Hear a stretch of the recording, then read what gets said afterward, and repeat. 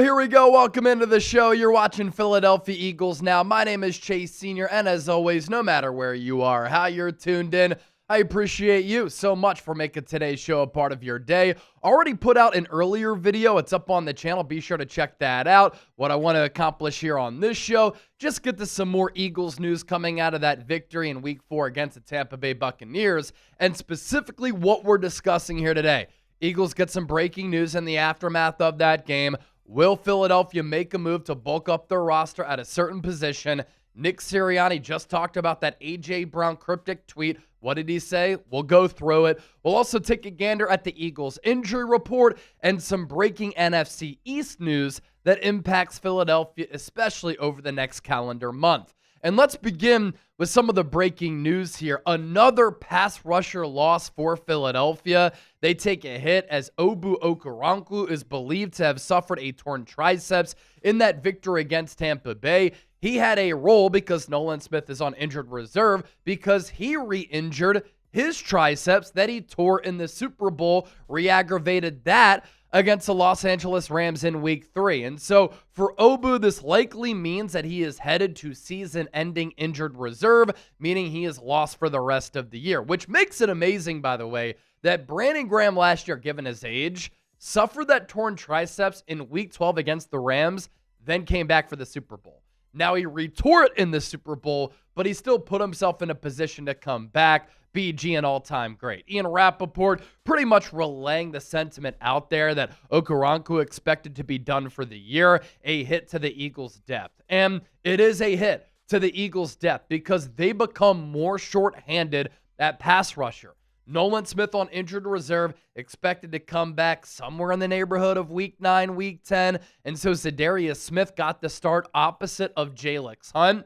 Azeez Ojulari was not elevated to the active roster. He was a healthy scratch yesterday because Obu Okoronkwo was on the game day roster. But with him out, Azeez Ojulari, who's been active, a healthy scratch every game this year, becomes that internal option to be a depth piece for Philadelphia. And honestly, it's pretty telling what the Eagles think of Azeez Ojulari. Joshua Uche has been playing really well as a backup, but Ojulari has not played a single snap this year. Patrick Johnson also is active for that Buccaneers game, more of a special teamer. He got flagged yesterday, kind of a bang-bang play, but I would imagine, at least for this week, against the Denver Broncos at Lincoln Financial Field, Ojulari is going to play because he kind of has to, because the Eagles are so thin at that depth spot at edge rusher. And Ojulari, a former Georgia Bulldog who has had his moments in his NFL career with the New York Giants, he got off to a really good start as a rookie. 2021 in 17 games played, 8 sacks, 13 quarterback hits, 8 TFLs. He played awesome. And a lot of Giants fans were thinking he could be the next great pass rusher for an organization that has had a lot of great pass rushers over time. In 2022, his season only limited to 7 games. But in those 7 games, he still had 5.5 sacks. Comes back in 2023, hurt again, only plays 11 games, 2.5 sacks with 7 quarterback hits, 3 TFLs, and then last year, it was a big year for him. Looking to earn a potential contract extension, maybe earning himself a bag if he played well. Once again, only played 11 games. He had 6 sacks within those 11 games. So he has been injured a lot, but when he's been on the field, the sack production per games played has been pretty solid. But if Vic Fangio doesn't trust you, you're not going to see the field that much. And I don't think that Fangio has really trusted Ojulari, but now he's to a point where he has to put him on the field because of all of the injuries at that pass rusher spot. Ojulari, according to PFF in 2024, did not grade out well. Overall PFF grade of 56.4, a run defense grade of 60.1, pass rushing grade of 54.6. He did have 22 pressures on 196 pass rush snaps, 12 hurries, 7 sacks, 3 quarterback hits. Of note, as I always say, PFF does not count half sacks, and so they gave Ojulari credit for 7 sacks. He'll be an option for Week 5. If the Eagles want to make a move externally, these are the top free agent pass rushers available.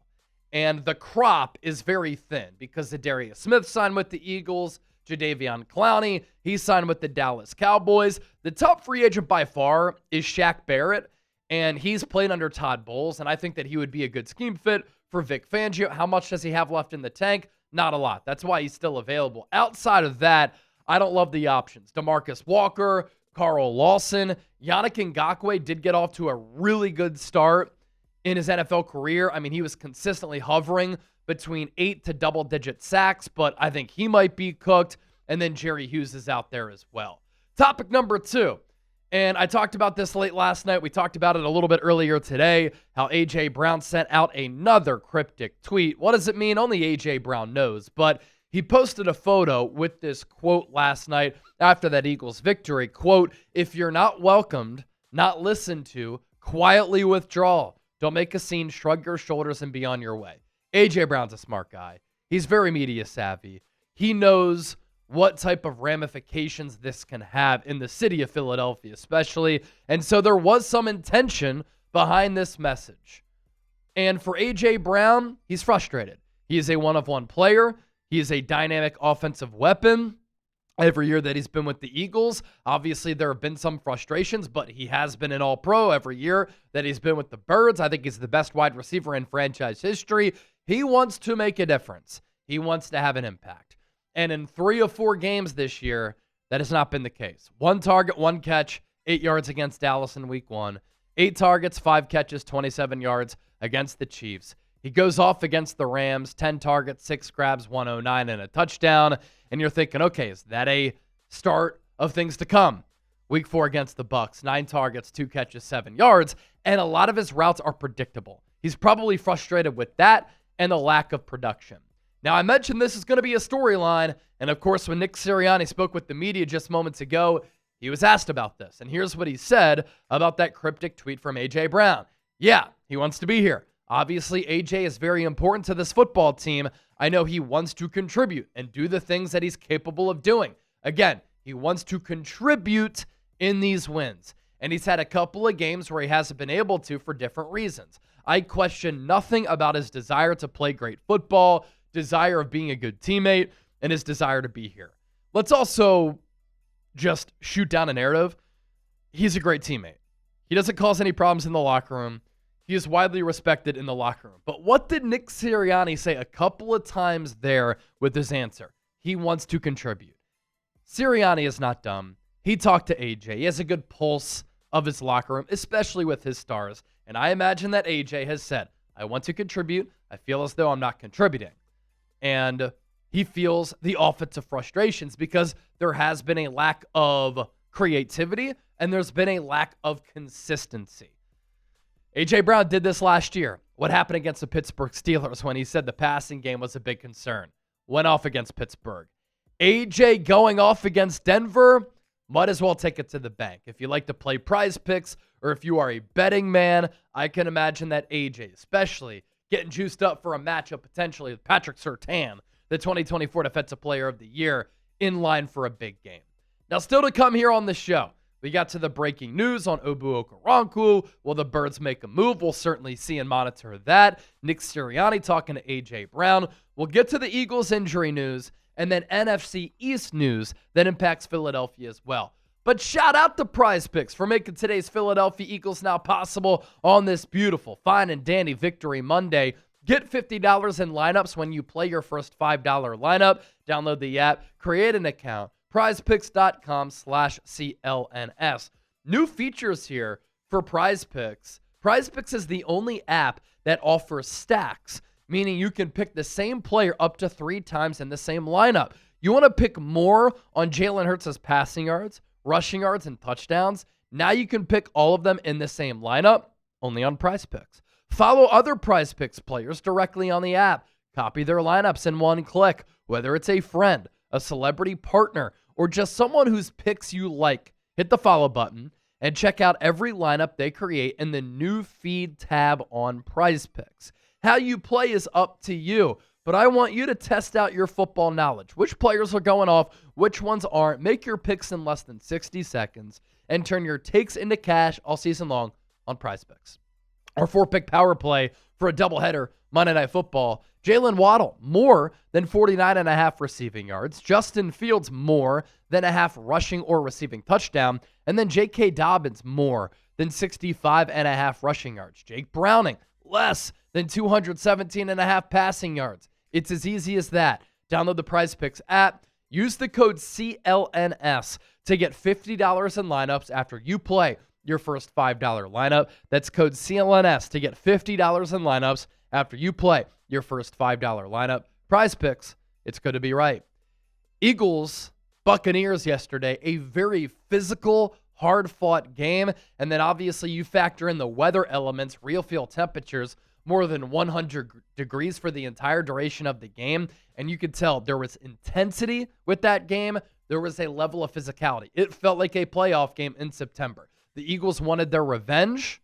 They wanted to stay unbeaten. The Buccaneers knew they were going to get the Eagles' best shot because the Buccaneers have kind of owned Philadelphia in recent memory, and the Buccaneers wanted to move to 4-0. But a lot of injuries happened in that football game because of the physicality within it.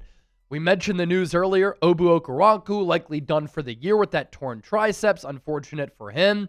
Right guard Tyler Steen got injured with that knee, kind of hyperextended it. He did come back into the game and finished it out, but we'll monitor that. I think he's played pretty well at right guard and replacing Mekhi Becton.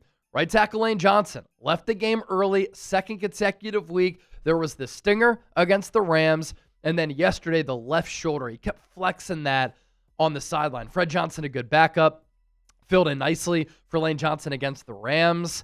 Played okay against the Buccaneers, but the Eagles are a different team with or without Lane Johnson. And then defensive tackle Jalen Carter with the shoulder injury. He did re-aggravate the shoulder injury that has been an issue for him going all the way back to training camp. He did not start or play.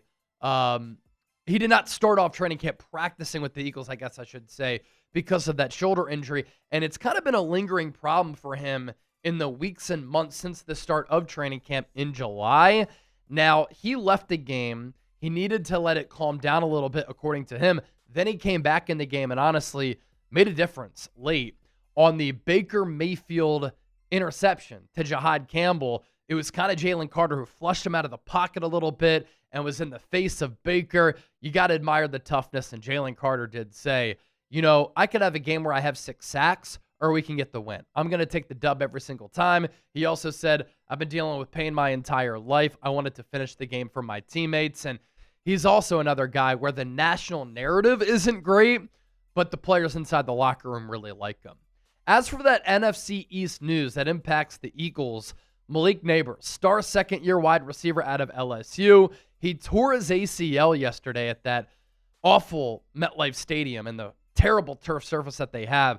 Went up to leap for the football. The right knee kind of buckled, and with that maneuvering with his body, tore his ACL. He's out for the season, and this is unfortunate for me. I cover the NFL, and I really enjoy watching special players, and Malik Nabers, despite having some bad quarterback play to start his career, is a very special player, and I think he's a top 5, top 10 wideout. In 2024, 15 games played with bad quarterback play again. Important to emphasize that. 109 catches as a rookie for 1,200 yards, 80.3 yards per game, and 7 touchdowns. And to start this year, one of the most productive wideouts in the NFL. 4 games played, but obviously that 4th game cut short. Still had 18 catches, 271 yards, 15.1 yards per catch, 67.8 yards per game. The Giants benched Russell Wilson for Jackson Dart. Dart didn't do a lot of slinging the pill yesterday, but he ran it effectively.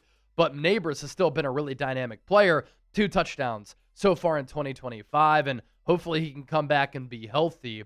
This is obviously an important storyline for the Eagles just because they play the Giants twice a year, and they have to deal with Malik Nabers because he plays in the NFC East. But specifically, you look at the Eagles' next 4 games. They play the Giants twice the next 4 weeks, and they don't have to worry or prepare for Malik Nabers. So the Eagles will host the Denver Broncos. Broncos playing on Monday Night Football tonight, and they have to travel across the country, and it's an early kick. So the Eagles get the rest advantage there. Then the Eagles will go to MetLife Stadium, Hopefully, they avoid any injuries on that bad playing surface. They play the Giants on the road. Then they go to Minnesota, another game on turf. Then they welcome the Giants to Lincoln Financial Field. And so in 2 of the next 4 games playing the G-Men, and they will be without Malik Nabers. You also look at the schedule here. You're not really going up against an elite quarterback, an opportunity for the Eagles to really get it rolling.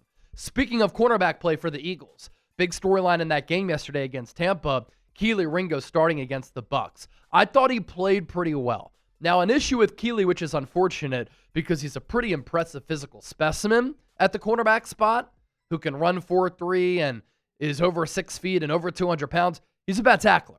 But in coverage, I thought he held up pretty well. He's targeted 3 times, only gave up 1 catch, 8 yards allowed, and had a pass breakup.